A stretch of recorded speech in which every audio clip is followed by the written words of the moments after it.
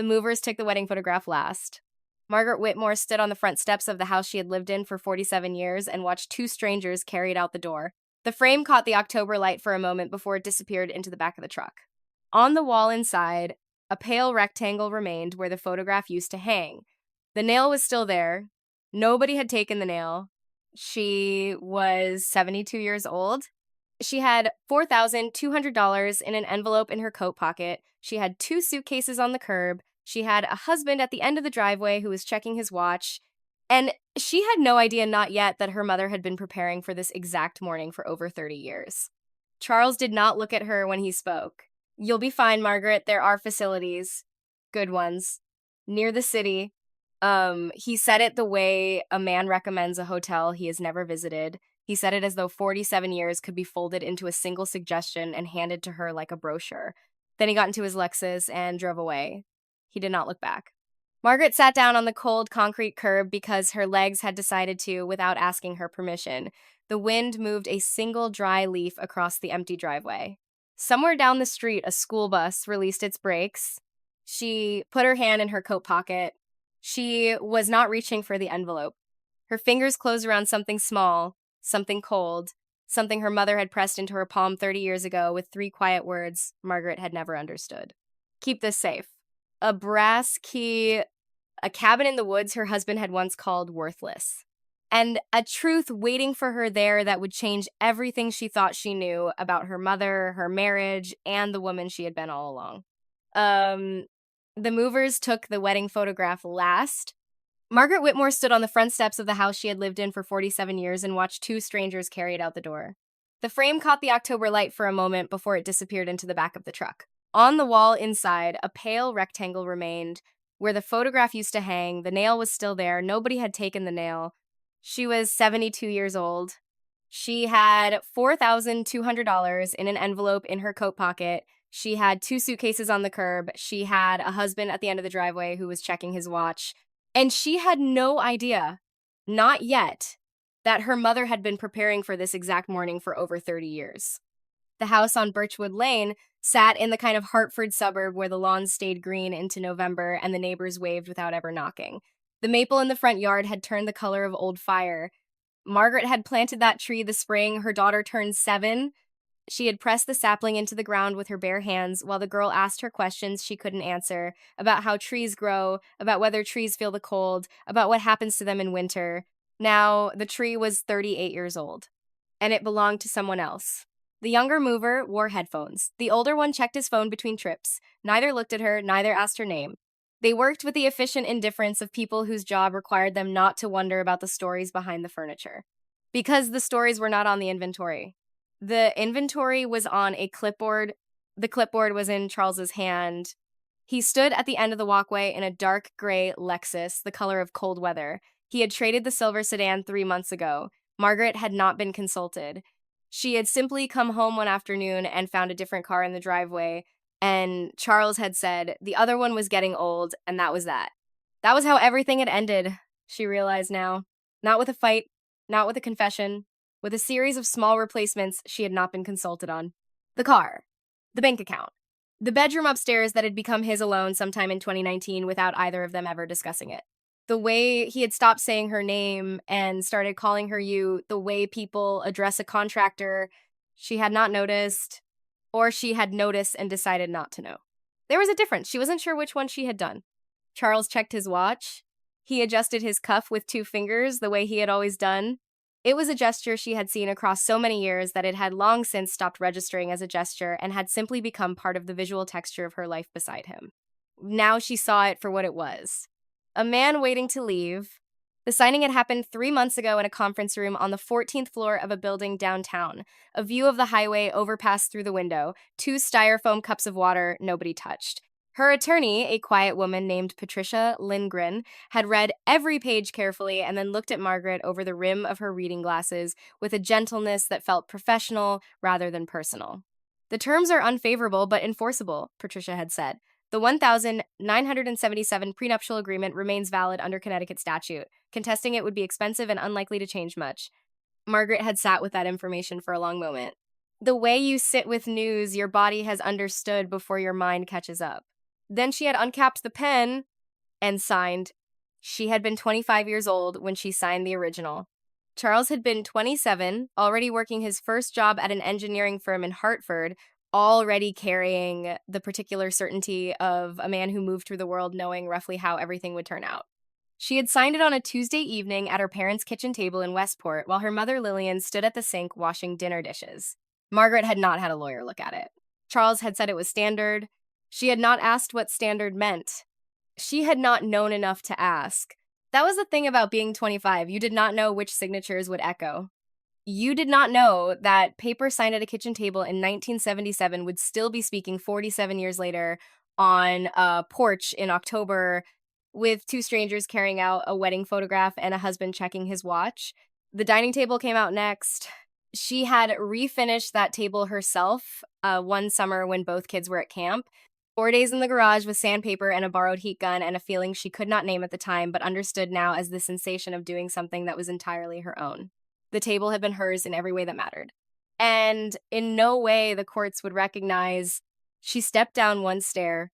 Her voice came out softer than she meant, almost lost to a car passing on the street. Charles, this isn't right. He exhaled through his nose. Not a sigh of exhaustion. Not one of sorrow. The sound of a man who had already processed this objection and filed it. Everything has been settled, Margaret. His eyes flicked toward the movers. Then back to the clipboard. The court was clear. She looked past his shoulder, into the front hallway. The wall where their wedding photograph had hung for 38 years now showed a pale rectangle against the surrounding cream. The nail, 47 years, she said. He looked at her then. For the first time that afternoon, and she saw something she had not expected. Not cruelty, not even coldness, a kind of resolution that had calcified over time into something indistinguishable from indifference. You'll be fine, Margaret. The word fine landed somewhere in her chest cavity and stayed. There are facilities, good ones, near the city. The word facilities was worse because she understood in that single word that he had thought about it beforehand, that he had researched it, that he had decided what kind of building a 72-year-old woman should live in once she had stopped being useful to him. He said it the way a man recommends a hotel he has never visited. The younger mover came out carrying the wooden clock from the hallway, the clock her father had brought back from Vermont when she was 11, the clock that had hung in every home she had ever lived in, the clock she had thought, without ever examining the assumption, that she would take with her. The mover set it in the truck without ceremony. That clock belonged to my father, Margaret said, her voice still quiet. Still even. Charles glanced toward the truck. It was listed in the inventory. She stood on the second step and watched him pull a white envelope from the clipboard. He held it out across the distance between them. An arm's length. Not closer. There's money in here. Enough to get started. Her fingers were almost numb when they touched it. She did not open it. She already knew. $4,200.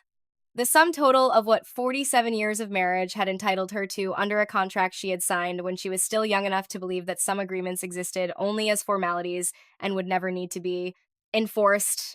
Start where? She asked. He paused for a single beat, and in that beat she thought she saw something move across his face. Not guilt. The shadow of guilt. The faint recognition of a man who had just heard a question he had not prepared an answer for. Then it was gone. That's up to you. He closed the clipboard, opened the car door, the engine started without a sound. She stood on the step and watched the Lexus reverse out of the driveway with the smooth competence of an expensive machine doing exactly what it had been designed to do. He did not look back. The car reached the end of Birchwood Lane, signaled right, and disappeared. Margaret sat down on the curb. The concrete was cold through the thin fabric of her slacks. She looked at the 2 suitcases the movers had left by the mailbox. Compact. Upright. Each one containing a portion of herself selected and compressed into whatever the court had classified as personal belongings. Clothes, toiletries, a few books, the framed photograph of her children taken at a beach in Maine when they were young enough to still want her hands to hold. The small wooden box of letters her mother had written across 40 years that had no monetary value and therefore had not been contested. Everything else was gone. Lawfully divided by people who had never stood in that kitchen on a winter morning watching the birds at the feeder she had mounted to the window frame with her own hands in the first year they moved in. She sat on the curb for a while. The street was quiet, the light was going thin and lateral the way October light does when the afternoon has given up trying to warm anything and is simply trying to last. A leaf skittered across the road and caught against the wheel of the nearest suitcase. Her hand moved into her coat pocket, the way hands move toward familiar things when the rest of the world has become unrecognizable. She was not reaching for the envelope. Her fingers found something small and hard and cool, the specific coolness of metal that has been carried for a long time without warmth. She closed her hand around it and pulled it out. A brass key, old enough that the teeth had smoothed slightly along the top edge from decades of use and then long storage. The bow was a simple oval, worn down on one side where a thumb had rested countless times. Margaret had put it on her keychain the year after her mother passed in 2020 and had never examined why. It had simply migrated there, attached itself to her daily life, the way certain things do when you are grieving and your hands reach for continuity without explanation. She had carried it through the conference room on the 14th floor, through every appointment with Patricia, through the morning she'd signed the papers, through this afternoon on the steps of a house that no longer contained anything of hers. She looked at the key in her palm and let the memory come. Not the full thing at first, just pieces. The smell of pine resin and damp earth in autumn, the particular creak of a wooden porch in the cold, the sound of her mother's voice calling from somewhere inside the cabin, not urgently, just calling. The way people call when they simply want to confirm that someone they love is still nearby. A cabin in the Berkshire foothills. 3.2 acres of land in western Massachusetts that her mother, Lillian Ashford, had owned since before Margaret was born and had maintained in the quiet, competent way Lillian had maintained everything. Without fanfare, without asking credit, simply because it was hers. Charles had known the property existed. He had mentioned it once years ago when they were discussing whether to consolidate finances after Lillian's death. Mentioned it the way someone mentions an old piece of outdoor furniture they have seen in a yard. Visible. Acknowledged. Assigned no particular value. The land is off a dirt road in the western part of the state, he'd said. No market value to speak of. The kind of thing that would cost more to develop than it would ever return. He had not suggested adding it to their shared assets. He had not suggested doing anything with it at all. He had simply noted its existence and moved on. And Margaret had understood, without it being said directly, that in Charles's accounting of the world, the cabin in the woods was not an asset. It was a sentiment. The property was deeded directly to Margaret under her legal name alone, signed over in 2019. Never listed in any shared financial document because no one had thought to list it. The man who had taken the house and the accounts and the clock from the hallway had walked away from the only thing that had never been his to take, because he had looked at it and seen nothing worth counting. Lillian had understood something about her son-in-law that she had never said aloud, and the deed was the shape of that understanding made legal and permanent. Margaret closed her fingers around the key. Her phone rang. She almost did not answer. The number was unfamiliar, an area code she did not recognize. She pressed the button anyway. Hello. The voice on the other end was old. A woman's voice, steady, slightly amused, as though the caller had been waiting a long time and had developed patience as a habit. Margaret, my name is Beatrice Holloway. Your mother asked me to call you on this day. She didn't know the exact date, but she knew the day would come. I've been waiting for this phone call for over 4 years. Margaret did not move. The leaf at the wheel of her suitcase moved a little in the wind. I'm sorry? Your mother and I were friends for 35 years. She told me about Charles. She told me that one day he would do exactly what he has done today, and she asked me to keep watch, to wait, and to call you when it happened so that you would not arrive at the cabin alone. Margaret pressed the phone harder against her ear. How do you know what happened today? Because Lillian told me 3 years before she died that I would find out the same way the world finds out anything important. Late. After it has already happened. She said, when you called your daughter would call me. And about 20 minutes ago, your daughter did. Margaret stood up from the curb. She was not aware of the decision to stand. Her legs simply did it. Adeline called you? She did. She was crying. She has been keeping a promise to your mother for 27 years, and she finally got to break it today. I think she's been waiting almost as long as I have. Margaret put a hand on the mailbox. The cold metal grounded her because the world had just tilted in a direction she did not have a name for yet. I don't understand. You will. The voice softened, became more deliberate, the way a person speaks when they are trying not to overwhelm the listener. Your mother left you more than the cabin, Margaret. She left you away back to yourself, but you have to come to it. I cannot bring it to you. Nobody can. That was your mother's condition. She was very firm about it. Margaret looked at the brass key in her hand. I have a key, she said. Of course you do. She gave it to you in 1994. You were 42. You had just lost the baby. Do you remember? Something inside Margaret's chest moved. Because she did remember. She remembered her mother's hand pressing the key into her palm in a hospital corridor. She remembered her mother's 3 quiet words.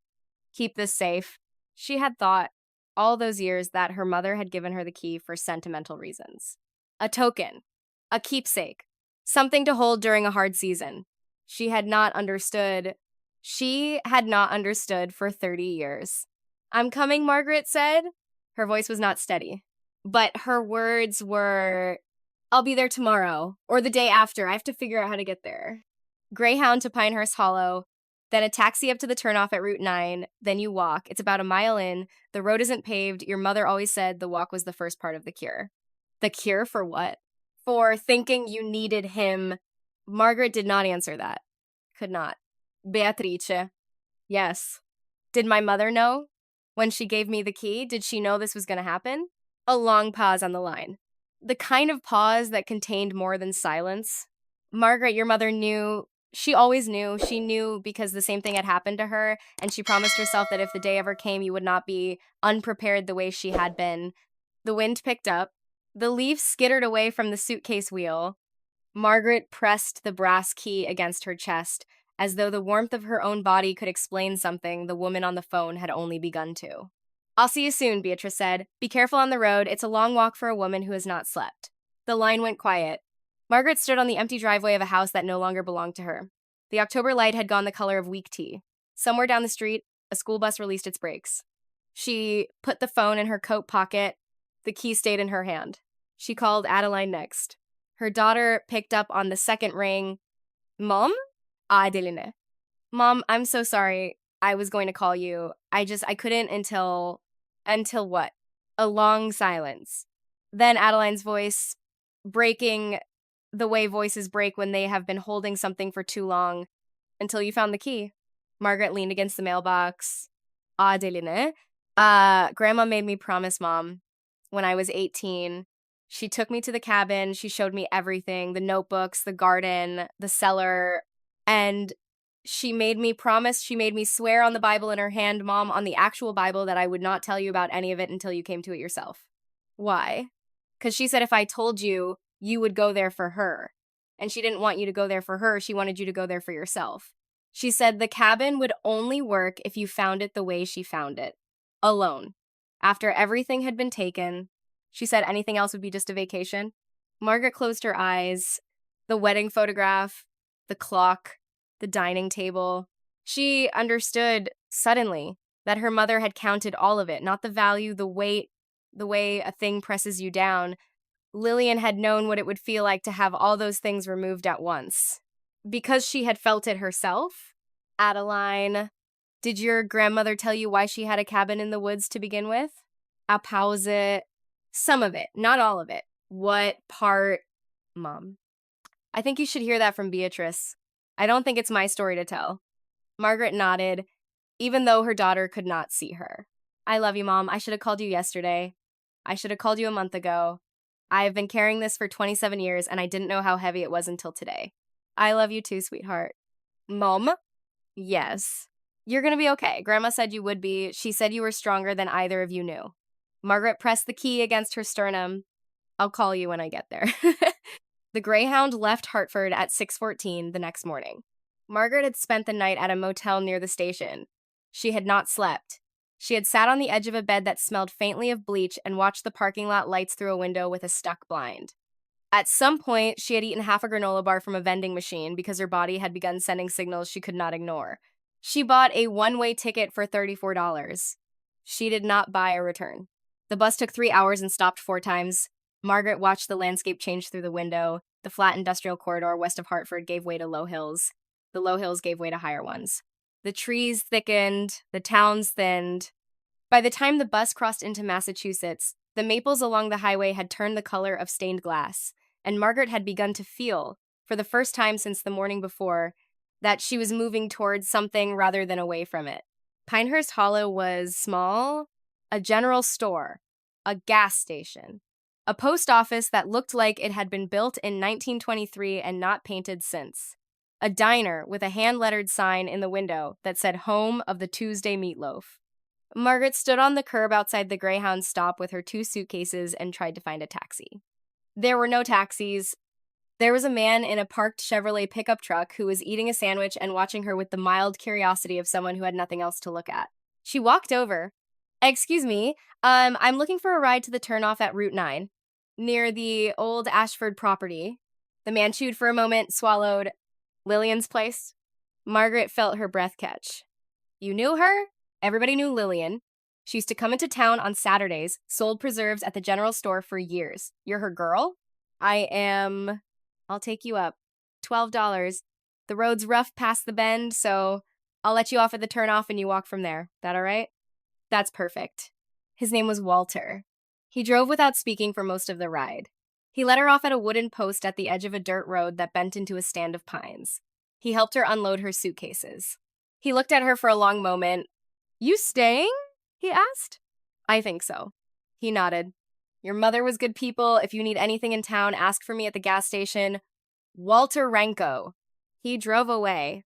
The road was narrower than Margaret remembered. That was always true of places seen again after decades. They compressed in memory into something more manageable and then reasserted their actual proportions with a kind of indifference to what you had expected.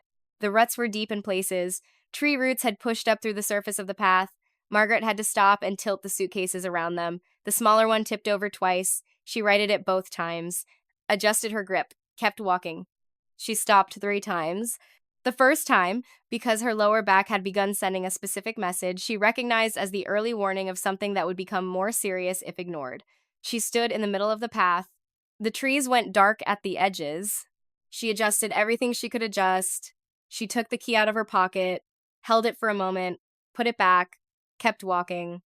The second time, because she was uncertain she was on the right path. There had been a fork 200 yards back that she did not remember from the last time she had come here, which had been the autumn after Lillian passed. She had driven up alone one October weekend to check on things, to walk through the rooms, to sit on the porch for an afternoon with a cup of coffee and the particular kind of grief that asks nothing and offers nothing and simply exists as weather exists.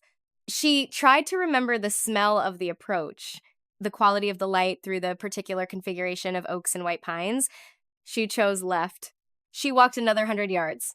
The line of pines became recognizable. She let out a breath. The third time, she stopped because she needed to decide, not about the direction. She could see the clearing now, the break in the tree canopy. She needed to stand still for a moment and ask herself plainly, without sentiment, whether she was doing this because it was the most reasonable option available to her or because she was afraid, and what the difference between those two things would look like in her actual daily life over the coming months. She thought about the facilities Charles had mentioned. She thought about Adeline in Seattle. She thought about what it would mean to be a person who was at 72 years old in a period of figuring out. Then she took the key out of her pocket one more time, and she walked forward. The cabin appeared as the trees opened, smaller than the version she had been carrying in her memory. The wooden roof was dark, seasoned by 20 New England winters since the last time it had been properly sealed. One corner of the front porch had settled. The support post listed slightly to the right, pulling the roofline with it in a way that was not yet dangerous, but was clearly communicating something about the nature of time and maintenance. The porch railing on the south side was coated in a thin film of gray-green moss. The old clay pot beneath the steps was cracked down one side and empty. But the walls were solid. The window glass was intact. The chimney stood straight against the evening sky. And in the left window, the curtain Lillian had made from a flour sack, hemmed with blue thread, still hung in its place, slightly faded, perfectly still in the windless air of the clearing. Margaret stood at the edge of the clearing. She did not move for a moment. She was aware of her feet being tired in a way that had gone beyond sensation into something more structural, the cold coming up from the ground through the soles of her shoes. The particular quality of the silence in a forest clearing at dusk. Not the absence of sound, the presence of a different kind of sound. Small, close, layered, She was also aware that she was looking at something that existed independent of what had happened the day before, independent of Charles, independent of the conference room, independent of the pale rectangle on the wall where the photograph used to hang. This place had been here the whole time. She pulled the larger suitcase up the first porch step. The board flexed under the weight with a sound she remembered.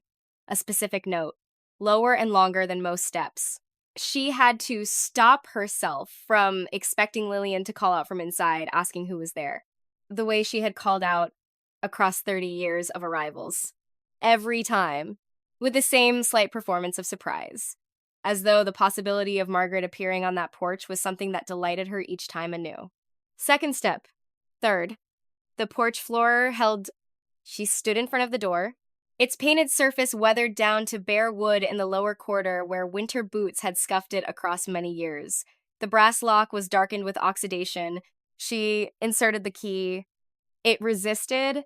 She applied pressure without forcing, tried again, more slowly, pressed deeper, tilted fractionally, until she felt the tumblers begin to align. There was a long moment in which nothing happened. Then a dry, definite sound, like something small releasing something it had been holding for a long time. The door opened. The darkness inside was not the darkness of abandonment. It was the darkness of enclosure, of a space that had been sealed against weather and was waiting for someone to reopen it. Cool air moved out past her, carrying the smell of cedar from the old lining paper in the closets and old wood, and underneath those things, the faint ghost of dried lavender from the bundles Lillian had hung throughout the house every summer for as long as Margaret could remember. She stood in the threshold and breathed it in. Then she stepped inside, dragged both suitcases over the threshold, pulled the door closed behind her. She stood in the main room for several minutes without turning on any light. Enough light filtered through the curtained windows that the shapes of things became gradually available. The wooden table in the center with its yellowed cloth. The chairs near the fireplace arranged as Lillian had always arranged them, slightly angled toward the hearth. The low bookshelf against the far wall, still holding glass jars and a row of cloth-bound notebooks. The ceramic owl that had sat on that shelf since before Margaret was born, and that she had not thought of in years but recognized immediately, with the specific pang of something that has existed at the edge of consciousness for decades and is suddenly present again in full. She found the lamp on the side table by touch. It still worked. In the kitchen, she opened drawers methodically, cataloging what was there with the focused attention of a woman who had spent 47 years managing a household and knew how to assess a domestic situation without sentiment. There were dishes, 7 of them, mismatched, solid, pots on the hanging rack above the stove, the cast iron one she had used as a child, still there, still black. In the narrow drawer beneath the cutlery tray, she found 3 white candles and a box of wooden matches. She struck one. It flared immediately, steady, in the still air. In the lowest cabinet, behind a jar of apple cider vinegar that was still sealed, she found a white envelope. Small, the kind from a stationery set. Her name on the front in Lillian's handwriting. The M looping slightly the way it always did when Lillian wrote quickly. Inside, 6 folded $30 bills and a single sheet of notepaper. For when you need to start, no date. No explanation. The bills were recent enough that Lillian had placed them there in the last years of her life on one of her visits back to the cabin, setting this envelope in this cabinet for a moment that she had in some essential way understood was coming. Margaret sat down in the kitchen chair, held the envelope in both hands. Outside, the wind had come up and was working at the edges of the window frame. Somewhere in the wall between the kitchen and the bedroom, the wood contracted with the cooling temperature, a sound like a single quiet word spoken in a language just beyond translation. She did not cry. She felt instead something more physical than emotion. A settling. A specific shift in the weight she had been carrying since the morning before, as though some internal counterbalance had been quietly and precisely adjusted. She put the envelope in her coat pocket. She found a blanket in the linen closet, brought it to the main room, built a fire in the hearth the way Lillian had shown her when she was 9. Tina first, then small splits, then larger pieces laid in a V, not touching, leaving the fire space to breathe. The match caught on the first strike. The room changed with the fire in it, warmer in color, the chairs more inhabited, the shadows softer.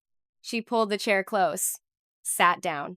She took the second granola bar from her coat pocket, the one she had bought at the gas station in Pinehurst Hollow. She ate it slowly.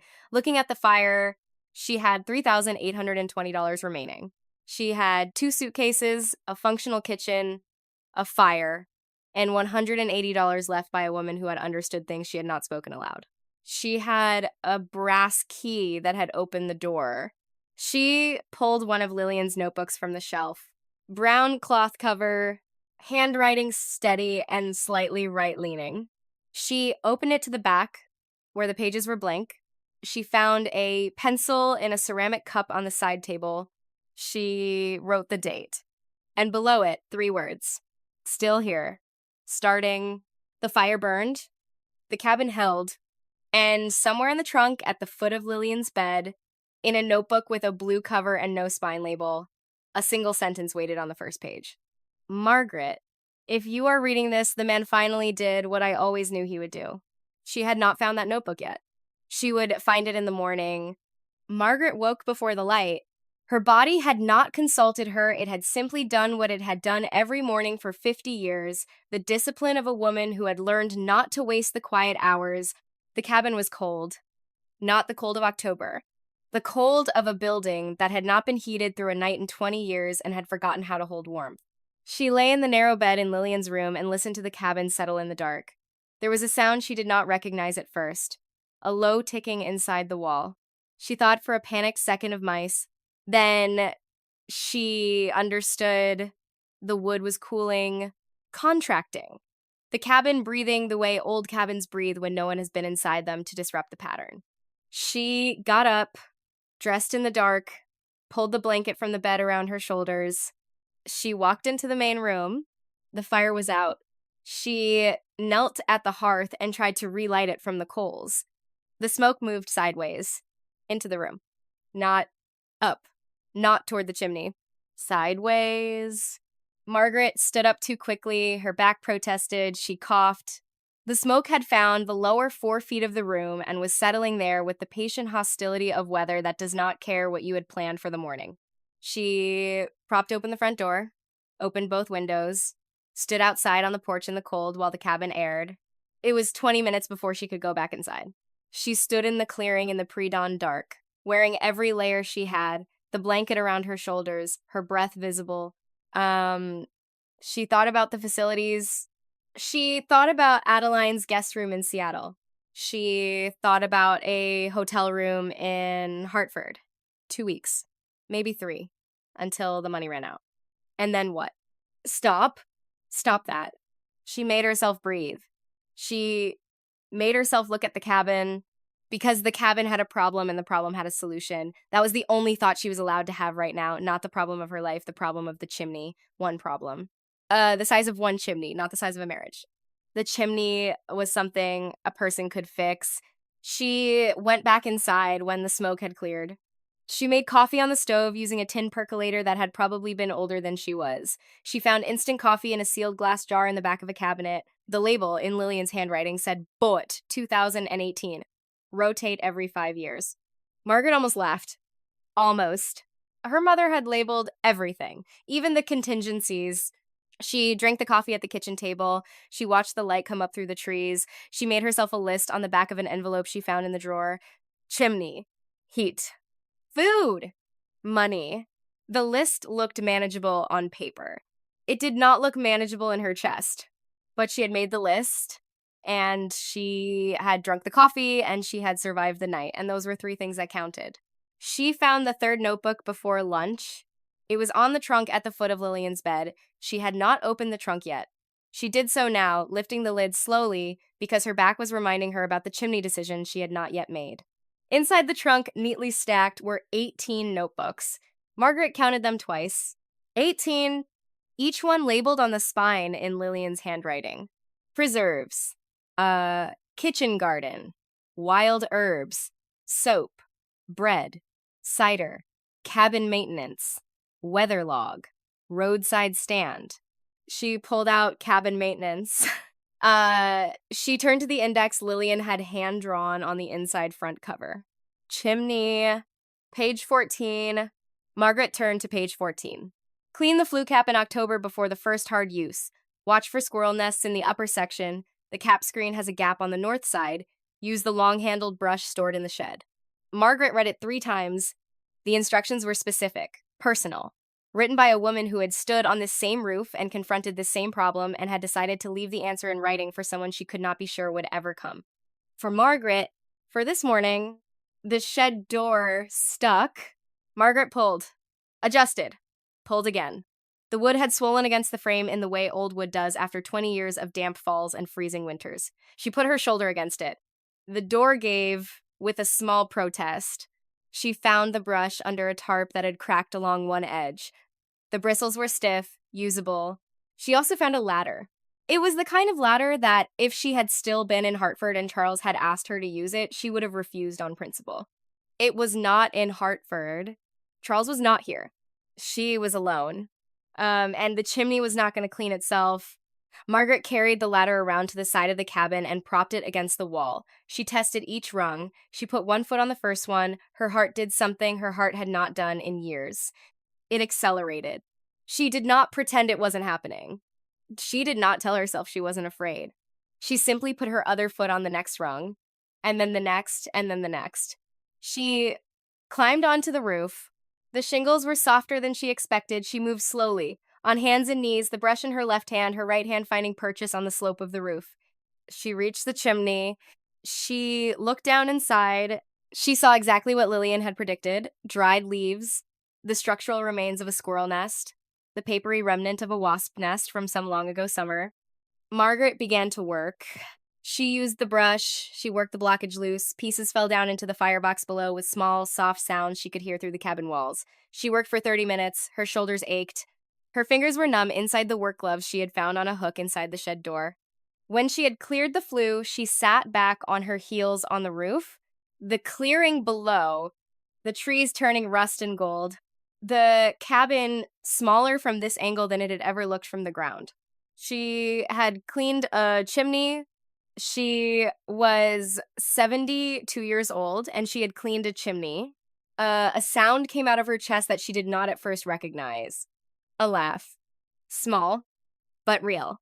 She climbed down the ladder slowly, the way a woman with a full understanding of her own skeletal system descends a ladder in October. That evening she lit the fire. It drew perfectly. The smoke rose straight, and clean up the chimney she had cleaned herself. She sat close to the hearth for a long time, simply absorbing the heat with the gratitude of someone who had been cold enough to stop taking warmth for granted. The first loaf of bread was a disaster. She had found bread flour in a sealed canister, yeast in a small jar in the back of the refrigerator. The refrigerator, miraculously, was still running.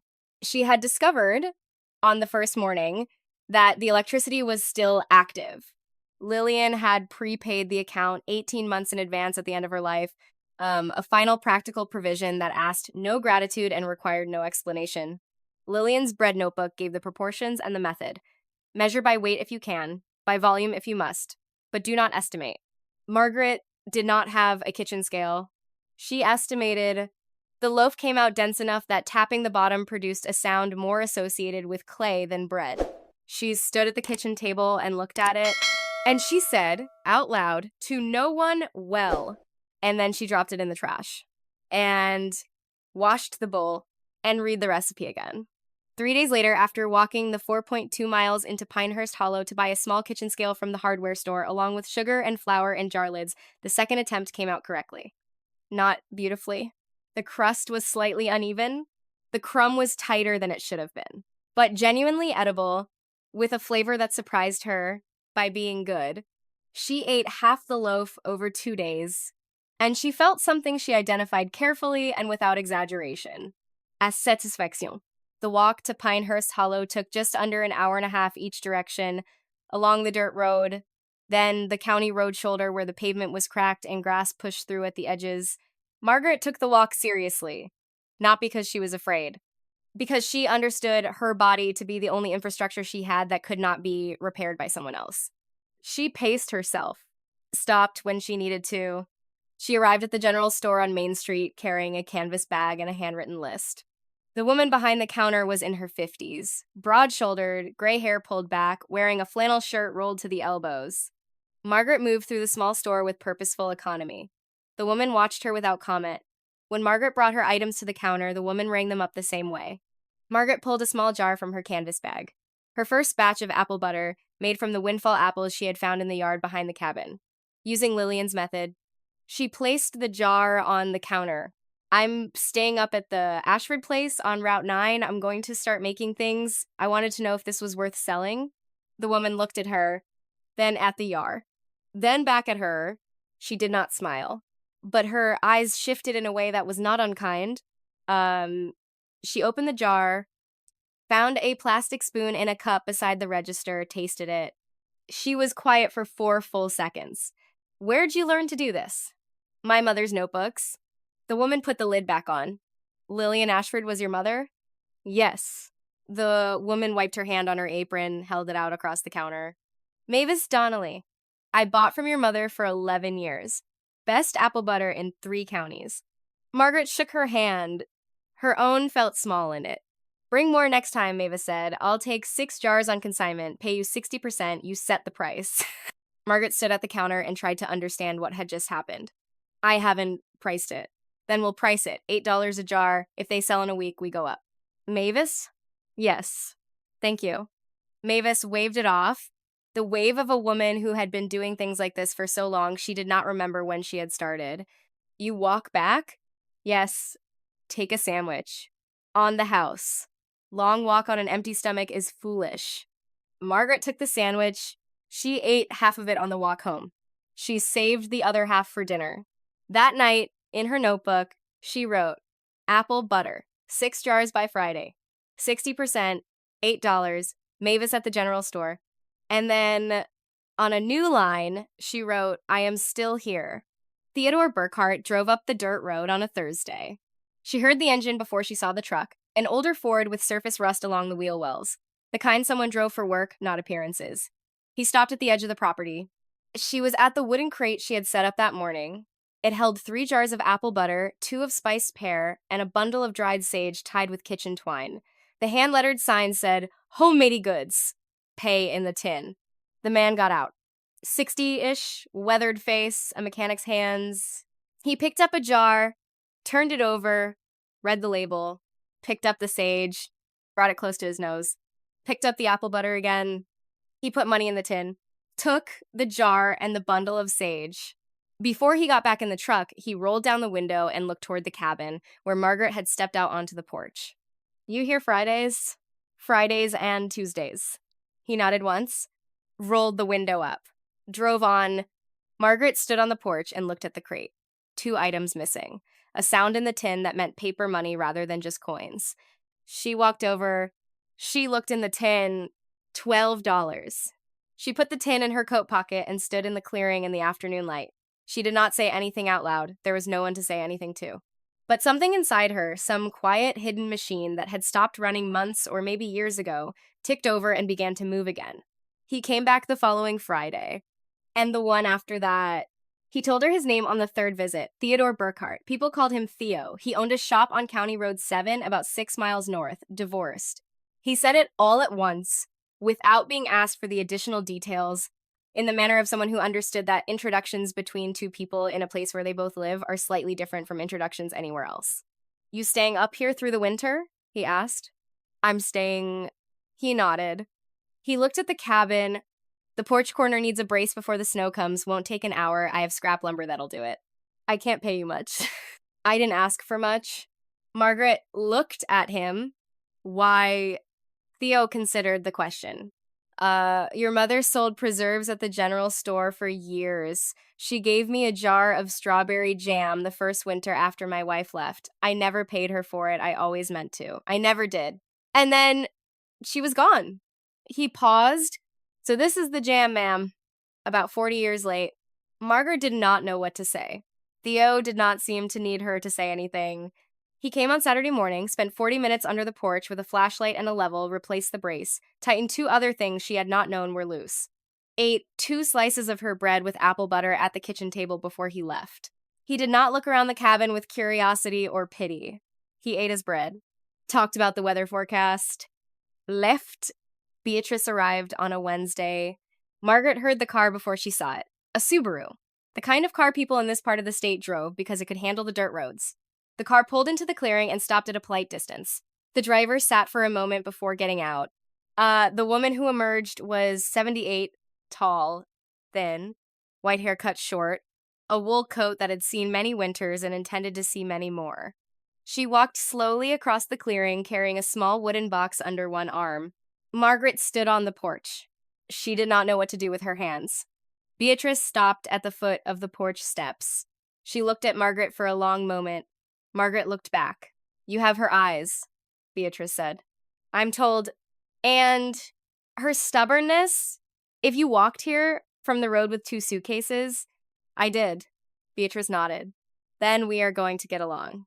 She climbed the porch steps slowly, each one with a small, careful pause. She did not refuse the hand Margaret offered for the last step. She did not lean on it either.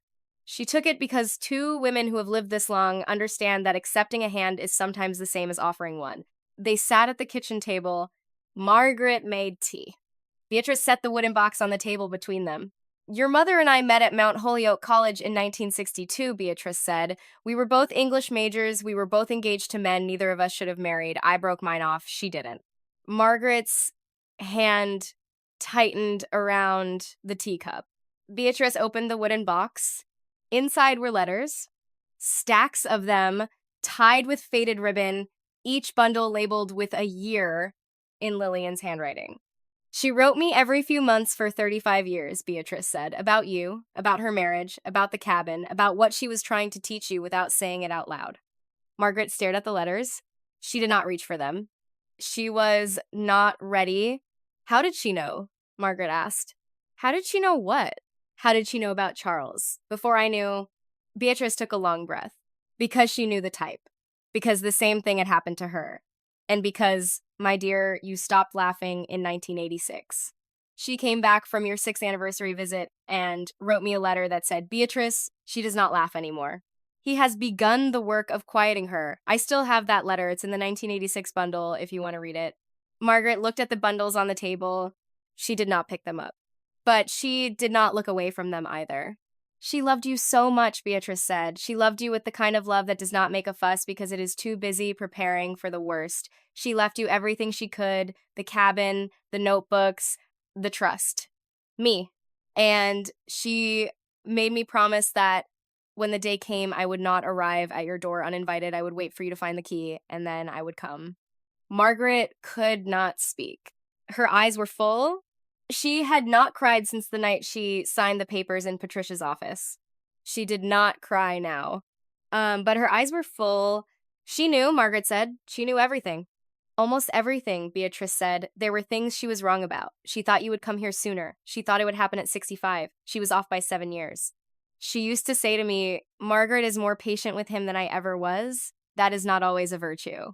Margaret let out a sound. Not a laugh. The shape of a laugh. The ghost of one. "She had me clocked." "Oh, my dear, she had you clocked from the year you were born." They sat in the kitchen until the light started to go. Beatrice did not stay for dinner. She said she would come back on Sunday, with food. And with one specific letter she wanted Margaret to read in her presence because she did not want Margaret to read it alone. She did not say which letter. She did not need to. Margaret understood there were things her mother had not told her. There were going to be things her mother had not told her that she was going to have to hear now. In the wrong order. Out of time. From a woman who had known her mother better than she ever had. That night, Margaret sat by the fire and opened the smallest bundle of letters. She read 3 of them. She read about her mother's small acts of preparation, buying the cabin's first new mattress in 20 years, replanting the herb garden, repainting the porch railing, the notebooks, the system Lillian had built around herself in case the day ever came. In one letter, Lillian had written, "Beatrice, I do not know if Margaret will ever need this place. I hope she will not, but I am building it for her anyway. Because the only safety a woman truly owns is the safety she builds for herself before she knows she needs it." Margaret closed the bundle. She put it back in the wooden box. She sat by the fire for a long time. She did not cry. But something inside her, somewhere very old, was being put down. The way a person finally puts down a bag she has been carrying for so long she had forgotten it was a bag. She was 16 weeks into her new life, when Sterling Crowley drove up the dirt road in a dark green Volvo. The car was wrong for the road. She heard it scrape on a root before it reached the clearing. She was at the crate, putting out the Tuesday batch. The man who got out was 52, tall, lean, dark suit, black wool coat, the kind of look that did not belong here. He stopped a respectful distance from the porch. Mrs. Whitmore? She did not correct him. Even though she had decided 3 weeks ago that she would no longer use Charles's surname, she had not told anyone yet. She would tell the bank first, then the post office, then the rest of the world. But not this man. Not yet. Yes. My name is Sterling Crowley. I'm an attorney. My grandfather worked for your mother for many years. I think we need to talk. Margaret felt her stomach tighten. About what? About your husband. The wind moved through the trees. He's not my husband. Sterling Crowley nodded once. That is precisely what I am here to help you keep. She made him coffee. He sat at the kitchen table the same way Beatrice had, the same way Theo had, the same way her mother used to sit. The cabin had a way of making people sit at the kitchen table. Margaret had begun to notice this. The cabin had its own gravity. Sterling opened a leather folder. Miss Ashford. She blinked. I'm sorry? You're using your maiden name, I assumed. She looked at him. How did you know? I requested the bank records you authorized Patricia Lindgren to share. You opened an account in Pinehurst Hollow on April 3rd, under Margaret Ashford. So I am following your lead. She looked at the table. She had not realized, until this moment, that the decision she had made 3 weeks ago in private had already been observed by someone else. The world had been adjusting around her, and she had not noticed. What about my husband? Sterling closed the folder. Mr. Whitmore has filed a motion to revisit the division of assets. He is claiming that the cabin should have been considered marital property because you inherited it in 2020 during the marriage. He is asking the court to award him 50% of its current value or to compel its sale. Margaret felt the floor tilt slightly. She put her hand on the table. Can he do that? He can try. Whether he can succeed is a different question. I thought it was over. I thought I was done. Sterling looked at her. There was no pity in his look. There was something else, the kind of focused attention a doctor gives a patient before delivering important information. Miss Ashford, may I tell you something my grandfather used to say? Please. He used to say that men, like your husband, never stop. They lose, they take time off, they come back, and they keep coming back until they hit something they cannot move. My grandfather spent 40 years building structures that men like your husband could not move. Your mother retained him for one of those structures. I would like to show it to you. Show me what? He opened the folder again. He pulled out a document, thick, bound in pale blue. In 2019, your mother transferred the cabin and the 3.2 acres of land into a trust. It is called the Ashford Women's Heritage Trust. It is not a sentimental name. It is a legal vehicle. You are the sole beneficiary. The trust holds the asset. You are not the owner of the cabin in the conventional sense. You are the beneficial inheritor of a trust that owns the cabin, which means he looked at her, which means it is not your asset under marital property law in Massachusetts, which means your husband has no legal standing to claim it, which means he is going to lose. Margaret stared at the document. She did this in 2019. Yes. A year before she died. Yes. She knew. Sterling did not answer that. He did not need to. She closed her eyes. She saw her mother sitting at this very table, reading documents, signing things, building a wall around her daughter's future, and telling no one, not even Margaret. Why didn't she tell me? She whispered. My grandfather asked her the same question. Do you want to know what she said? Yes. Sterling pulled a sheet of paper from the folder. It was a photocopy. The handwriting was unmistakable. He read it aloud. If I tell her, she will refuse it. She will say she does not need it. She will say I am being dramatic. She will tell Charles, who will make her give it back. She is not yet the woman who can accept this, but she will be. And when she is, the trust will be waiting for her. I am not building this for the daughter I have. I am building it for the daughter she will become when she finally has to choose. Margaret put her face in her hands. She did cry then. Not loudly. Not with drama. The way a woman cries when she has just discovered that someone has been loving her behind her back for 40 years. Um, that night, after Sterling left, Margaret walked out into the clearing. The sky was almost dark. The trees were silhouettes. The moon was a thin curve above the eastern ridge. She held one of the photocopied pages in her hand. She read it again. I am building it for the daughter she will become when she finally has to choose. She thought about the past 16 weeks. She thought about the chimney, the bread, the crate, the 4.2 miles to Pinehurst Hollow, the handshake with Mavis, the brace Theo had put under the porch. The letters in Beatrice's wooden box. She thought about the woman she had been 16 weeks ago, the one who had signed a sheet of paper across a styrofoam cup of water and walked out of an office with an envelope in her coat pocket. That woman would have given the cabin back to Charles if he had asked nicely. That woman did not exist anymore. The woman standing in the clearing was different.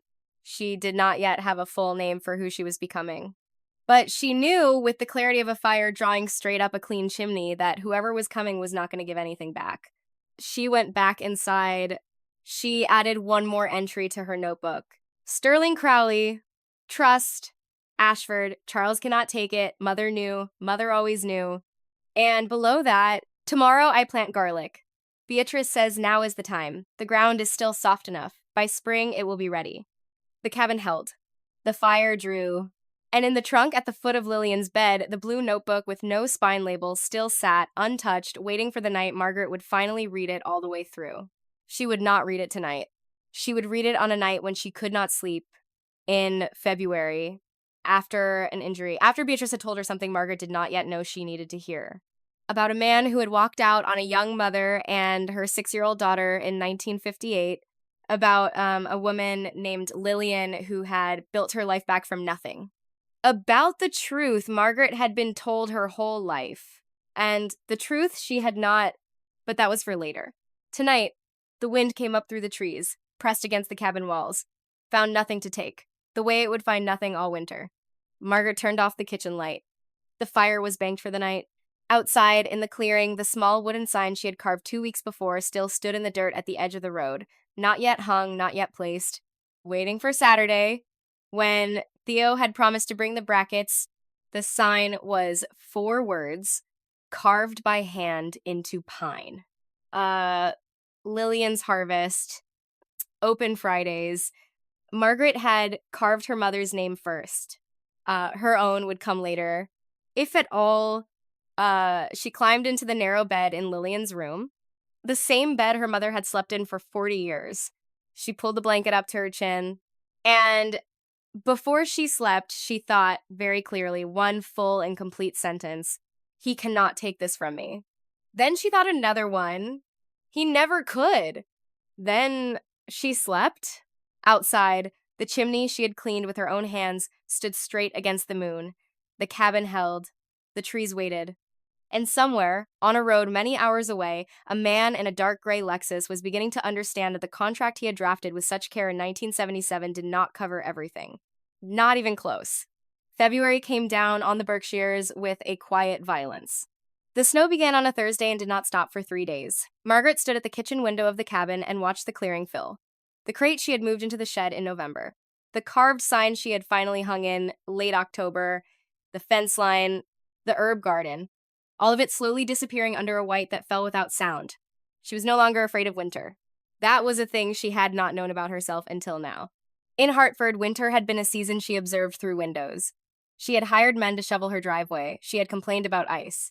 She had worn the wrong shoes once a winter and laughed about it at dinner parties she did not enjoy. Here, winter was something different. Here, winter was work she did with her own hands. She had stacked 4 cords of wood by the south wall with Theo's help in October. She had sealed the windows. She had repacked the front door against drafts. She had bought rock salt at the general store and stored it in a metal can on the porch.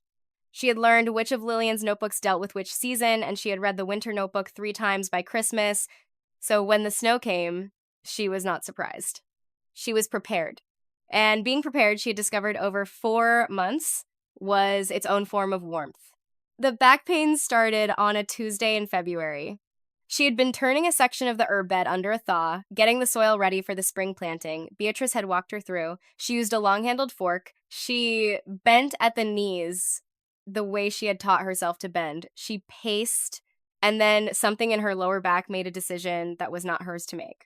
She stood up straight, very slowly. Holding the fork with both hands, she breathed until the sharp signal downgraded to a sustained ache. She knew this ache. She had felt it 3 times in her life. The first time at 45 after carrying groceries up the stairs. The second time at 58 after a flight. The third time at 66. This was the fourth. And she was alone. She walked to the porch. She sat down on the bottom step. She did the small calculations a person in pain does when there is no one to ask. How bad is it? Can I get inside? Can I make it to the phone? She called Ruth Callahan first, not Beatrice. Beatrice was 78 and lived 3 miles away on roads that had not been fully plowed. Ruth was 44 and worked at the urgent care clinic 10 miles down Route 9. Ruth had a 4-wheel drive Jeep and a tendency to arrive faster than she said she would. Margaret. Imogen. My back. How bad? Bad. I can walk. I'm in the cabin. I'm sitting down. I'm leaving the clinic. Stay seated. Do not try to do anything else. Are you near the heater? Yes. 30 minutes. I'm coming. Imogen arrived in 26. She did not knock. She came in through the front door carrying a duffel bag and a casserole dish wrapped in foil and the kind of focused calm that nurses develop after 20 years of finding the people they are looking for. She looked at Margaret. She did not ask any of the questions you would expect. She asked one on a scale of 1 to 10. 6. What was it? An hour ago? 8? Okay. She set the casserole on the counter. She set the duffel on the kitchen table. She took out a heating pad. She took out 2 prescription-strength anti-inflammatory tablets. She took out a small bottle of muscle relaxant. She filled a glass of water. She handed Margaret the pills. She helped her to the couch. She put the heating pad on Margaret's lower back. She covered her with a blanket. And then because Imogen Fairchild was Imogen Fairchild, she went into the kitchen and put the casserole in the oven without being asked. How long has it been like this?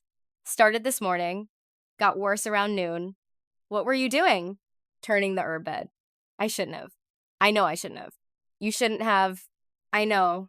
But you did. I did. Okay. 2 weeks. What? You are off your feet for 2 weeks. No bending. No lifting. No turning beds. No standing on porches in the cold telling Theodore Burkhart that you don't need help bringing in firewood. Imoche. 2 weeks. Margaret closed her eyes. She did the math. 2 weeks meant 4 missed market days, 2 missed Fridays, 2 missed Tuesdays, approximately $180 in lost revenue. Not catastrophic. Not catastrophic at all. Except she had not missed a single market day since October. Not one. The stand had become the rhythm by which she measured the week. The customers who came on Fridays, the customers who came on Tuesdays, Frank Odom, who had returned every week and bought the same thing every week, Dorothy, the retired school teacher from Goshen, who brought her own empty jars, the contractor named Henning, who stopped on his way to a job site in Otis. They would come and find the stand empty.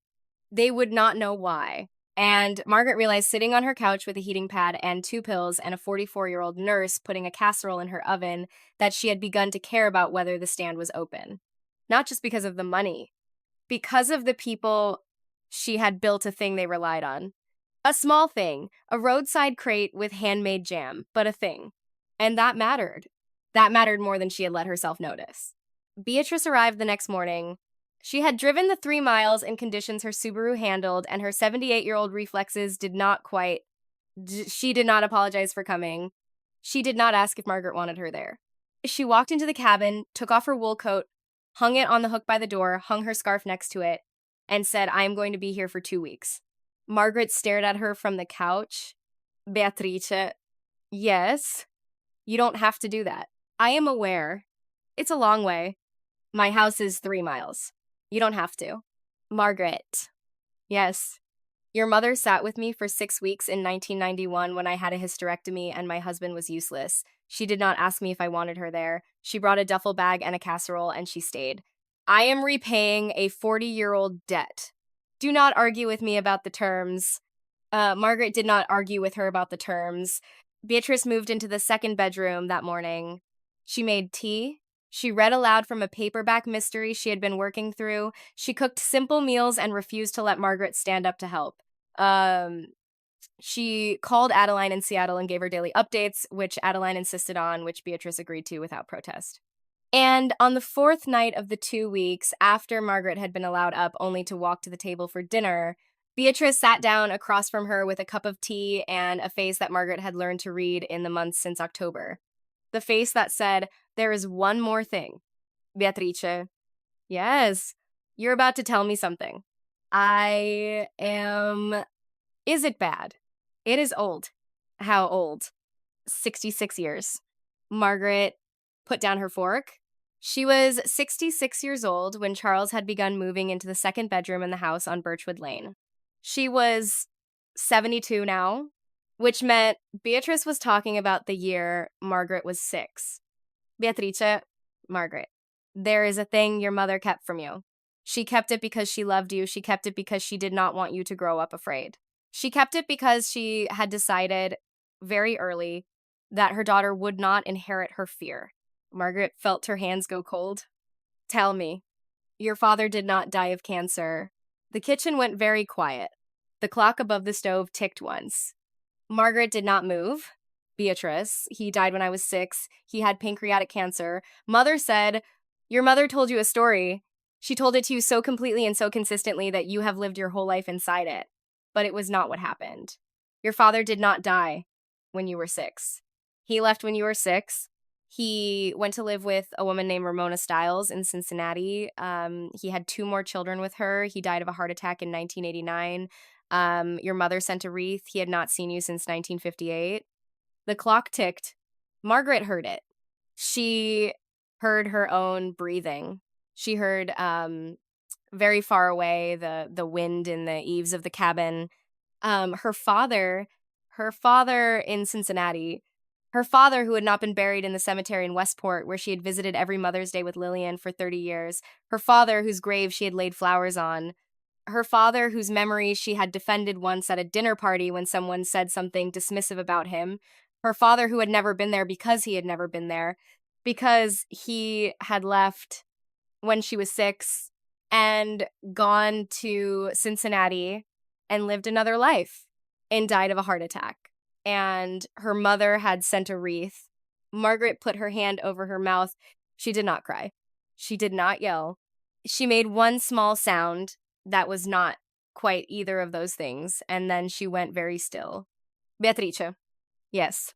My mother lied to me for 66 years. She did. Why? Because you were 6, and then you were 10, and then you were 16, and then you were 25 and getting engaged to a man she did not trust. And then you were a young mother. And then you were a not young mother, and then she was old. And then she was dying. And she could not figure out in any of those years the day to tell you. So she made another decision. What decision? She decided to spend her life making sure that what happened to her would never happen to you, and if it did, you would not be unprepared. The cabin, the notebooks, the trust, me. All of this was the decision she made instead of telling you the truth. She traded the truth for protection. She told herself the protection was worth more. Margaret stared at the wood grain of the kitchen table. Her mother's table, the table where Lillian had eaten dinner alone for the years after Margaret left for college. The years Margaret had assumed her mother filled with bridge club and church and the kind of dignified widowhood Margaret had been told Lillian preferred. There was no widowhood. There had been no widowhood. There had been a woman alone in a house, raising a 6-year-old daughter, building a cabin in the woods on her own salary, sending a wreath to a man who had abandoned her and never telling anyone. Not even her daughter. Especially not her daughter. Margaret felt her shoulders begin to shake. Beatrice came around the table and sat next to her, put her hand on Margaret's hand, did not say anything. Why did she tell you? Because she had to tell someone, and because she trusted me to keep it, and because she said very directly that if you ever needed to know, she was giving me permission to be the one to tell you. Margaret looked at her. She gave you permission She did. She said, Beatrice, if Margaret ever leaves him or if he ever leaves her, then she gets to know, um, not before after, because then she can hold it. Before then, it will only make her stay with him out of fear of being alone. Margaret laughed. It was a terrible laugh, the laugh of a woman who has finally understood something she has been carrying without knowing it. She knew. She knew. She knew he was going to leave. She did. She knew it, and she did not warn me, and she did not tell me, and she did not stop me from marrying him. She did not. Why? Because she was your mother and you were 25. And in 1977, mothers did not tell their daughters not to marry men. Mothers prepared the bed in case the daughter came home. Your mother prepared a cabin. It was the only kind of warning she knew how to give. Margaret wept then. She had not wept in October. She had not wept in November when she lit the fire for the first time in 20 years. She had not wept in December when Adeline called her on Christmas Eve and told her through tears that she was proud of her. She had not wept in January when Sterling Crowley called to tell her that Charles's motion had been denied with prejudice. She wept now. She wept for Lillian, who had carried this alone for 66 years. She wept for the 6-year-old girl who had been told a beautiful lie because the truth would have broken her. She wept for the 25-year-old woman who had signed a contract she did not understand. She wept for the 72-year-old woman who had sat down on a curb in October with a brass key in her hand. She wept for the cabin, for the 18 notebooks, for Beatrice, who had kept a 40-year secret without ever needing to ask if it was worth keeping. She wept and Beatrice held her hand and the wind moved through the eaves and the cabin held. In the morning, Margaret got up and made coffee. Her back was not better, but it was not worse. She drank the coffee at the kitchen table and looked across at Beatrice, who had not slept much either, and said, I'm angry with her. You're allowed. I'm angry that she didn't trust me. I know. And I love her more than I did yesterday. I know that too. How does that work, Beatrice? Beatrice looked at her over her teacup. That, my dear, is what it means to know your mother as a woman and not as a function. You get both at once. The anger and the love do not cancel out. They live together. That is the price of growing up, even at 72. Margaret looked out the window. The snow had stopped overnight. The clearing was bright with reflected light. A cardinal landed on the porch railing. Beatrice. Yes. I want to read the rest of the letters. All of them? All of them. It will take you weeks. I have weeks. She read them. In the bed in Lillian's room. By the fire. On the porch when the day was warm enough. She read about her mother's friendships, her mother's gardens, her mother's small acts of mercy, her mother's loneliness in the years after Margaret left for college, her mother's quiet pride in her daughter's intelligence, her mother's fears about her daughter's marriage, her mother's hopes about her daughter's children. She read about Lillian's relationship with her own mother, Margaret's grandmother, Adelheid, who had also been abandoned in 1923 by a man who had told her he was going to Chicago for work and never returned. 3 generations. 3 women, 3 different decades, 3 different men, and 1 cabin in the Berkshire foothills built and rebuilt and held and passed down. A chain. She thought about that word. A chain? She wrote it in her notebook. A chain of women, each one stronger than the last, each one carrying the next one until the next one could stand. And then she wrote, I am still here. I am still standing. The chain holds. By the time Margaret could move freely again, March had arrived. The snow was retreating in patches. The herb bed was visible at one edge. The road to Pinehurst Hollow had been plowed twice and was usable again. Beatrice went home. Margaret hugged her on the porch in a way she had not hugged anyone in years. Beatrice's eyes were wet. She did not pretend they were not. You are very like her, Beatrice said. I'm starting to believe you. Good. She drove away in the Subaru. Margaret stood on the porch for a long time after the engine sound had faded into the trees. Theo brought a load of new lumber the following Saturday. He was building her an actual stand, not a crate.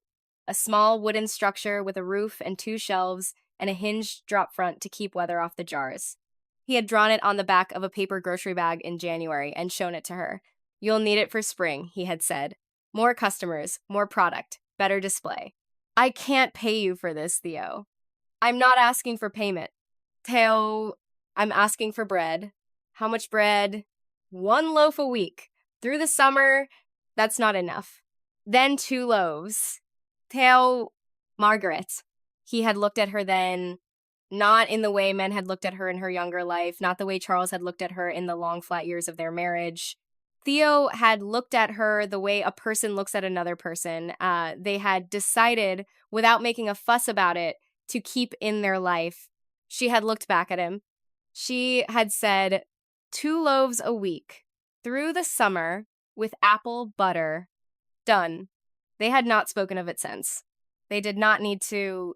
By April, Lillian's harvest had become the kind of stand people in Pinehurst Hollow and Goshen and Beckett mentioned by name. Mavis Donnelly at the general store now stocked Margaret's apple butter year-round.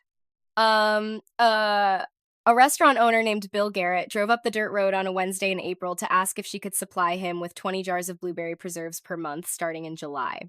Margaret stood on the porch and thought about the kitchen capacity and the fruit sourcing and her own time, and then she told him 15 to start with a reassessment at the end of August. He agreed. She wrote the number down before he left the driveway. That night, she sat at the kitchen table and recalculated the budget she had taped to the wall in October. She had been recalculating it every month, with a pencil at first, then with a pen, starting in February. The numbers had a different quality now. The stand's monthly revenue had crossed the threshold of her expenses in January. It had stayed above it ever since, a modest surplus, not large, but steady. She had been depositing the surplus into her account at the Pinehurst Hollow Bank. The account in her own name, Margaret Ashford, the name on her birth certificate, the name her mother had given her, the name she was now using on every piece of mail that arrived at the cabin. She thought about this on the porch sometimes, the strange small fact of it, that she had been Margaret Whitmore for 47 years, and then, in the space of 6 months, she had quietly stopped being her. The papers had said the divorce was a transaction, but the transaction was not the marriage ending. The marriage had ended sometime in 2014 or 2019 or 2007. It had ended in slow installments. What had ended in October was the lie that it had not ended. And what had started with the key in her hand on the curb was Margaret Ashford. She was beginning to like her.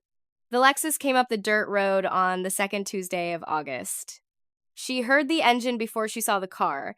She had been hearing engines on that road for 10 months. She knew Theo's truck. She knew Imogen's Jeep. She knew Beatrice's Subaru. She knew Mavis's delivery van. She knew the UPS truck.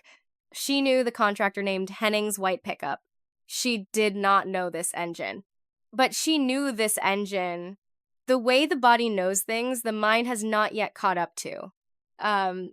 She set her teacup on the porch railing. She did not move from it. The dark gray Lexus pulled into the edge of the clearing and stopped. The driver did not get out immediately. She could see him through the windshield. He sat for a moment. He was taking in the clearing. The cabin, the newsstand under the maple, the bundles of lavender hanging from the porch eave, the vegetable beds visible around the corner. Then Charles got out. He was wearing a dark coat, pressed trousers, leather shoes that were entirely wrong for the dirt road. His hair had gone fully white in 10 months. He looked thinner. There was a stoop in his shoulders that had not been there in October. He stood beside the car for a long time before he spoke. Margaret. His voice was even... She heard the work in it. The work of a man who had practiced what he was going to say. The work of a man who had not slept well the night before. Charles. She did not invite him to the porch. She did not stand up. She did not pretend to be surprised. He looked at the stand, the sign, the shelves, the jars catching the late afternoon light. He looked at all of it the way an engineer looks at a structure he cannot immediately categorize. I heard people mention this place, someone in Pinehurst Hollow, then someone in Hartford. I thought they were talking about something else. I didn't think they meant this. She let the silence sit. You never thought about it, she said. He absorbed that without deflecting. No, I didn't. You drove 2 hours. Yes. On a dirt road. Yes? To tell me you had heard people mention a roadside stand? He looked at her directly for the first time. And she saw in his face the particular exhaustion of a man who had been constructing careful explanations for months and had arrived at the place knowing none of them were sufficient. The house sold at a loss, he said. The market was wrong. The carrying costs were higher than I modeled. The apartment in West Hartford is not what I expected. He paused, and I am alone in it. I am very alone in it. Margaret looked at him. This man, this stranger, this person she had spent 47 years learning and 10 months unlearning. She felt no anger. Anger had been present in October and November. It had burned itself down by January into something cleaner and more durable, something that did not require Charles to sustain it. Fix which part, Charles? He blinked. 47 years. Or just the part where you're uncomfortable now. He received this without flinching, which was new. Margaret. I thought I was being rational. I thought if I divided everything cleanly, the assets, the legal matters, it would be the most efficient way to end something that had already ended. I thought clean was the same as right. You took what you could put your name on. You thought that was everything. Yes, you were wrong. I know. He looked at the stand. He looked at the sign. She watched him read her mother's name carved into the pine. You named it after her, he said. She built it first. I didn't know that. You didn't ask? He nodded slowly. She came down one step from the porch. She did not come further. The shift in elevation meant they were closer to eye level. Do you know what people say when they stop here, Charles? No, they don't say the jam is good, though it is. They say it feels like a place someone cares about, not cared for, cares, present tense. He looked at the jars in the late light.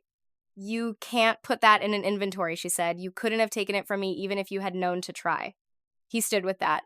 She watched him, and she saw, finally, what she had not let herself see in October.